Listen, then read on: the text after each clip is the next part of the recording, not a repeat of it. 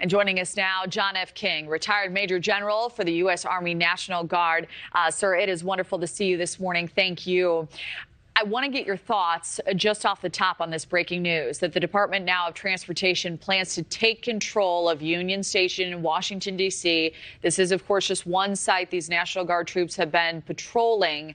How do you see this unfolding on the ground based on your experience? Good morning, Kelly.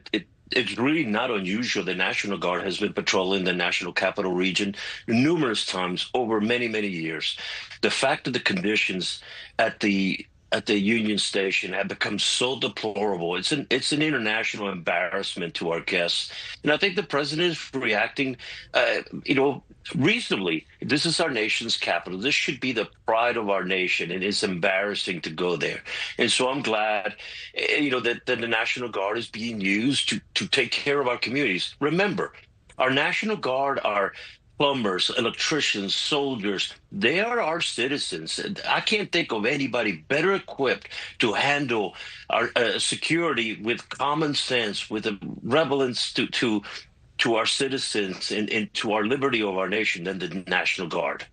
So I really reject this whole idea that the National Guard and police officers are the enemy of our communities. I think the opposition is overplaying their hand when it comes to the messaging on the use of the National Guard. And how is the political discourse factoring into all of this as well? From your perspective, with all this back and forth from politicians regarding should the National Guard be deployed, is that the right move? What position does that put troops on the ground if they're ultimately sent into an area like L.A. or D.C.? I think their number one mandate is to restore peace and security to our communities, the communities where these National Guard members actually live. They have families, they have jobs in these communities. They have an interest in making sure that their communities are safe. The fact that mayors and governors have failed miserably.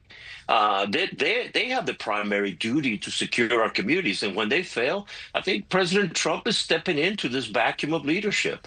And I think he's got tools at his disposal, the National Guard being one of them. But I reject the whole idea that because a National Guard soldier is deployed in our communities, that the democracy is being challenged. Actually, they're protecting democracy. Well, I do want to ask you just the logistics behind this. Would you mind outlining the parameters for us? What specifically is the National Guard tasked with in the field? And what is the relationship between the National Guard troops and local law enforcement? Does it have a likelihood of becoming a tense situation? But first of all, our National Guard soldiers. Oh, please go ahead. First of all, our National Guard soldiers are called in. They are trained. They're prepared. They're briefed with the rules for the use of force. They have to have the means to protect themselves. But then they're going to have a very limited roles because we want law enforcement to actually do their jobs. And the role of the National Guard is to save police officers and federal agents from mundane tasks. So that is the role of the National Guard, protecting structures, protecting buildings, assisting law enforcement, but not actually going out there and arresting folks. It's a very limited role, but their presence is the deterrence. Yeah, and their presence is what a lot of folks in D.C. say is very welcome. A lot of people do feel much safer. General John King, great to have your perspective. Thank you.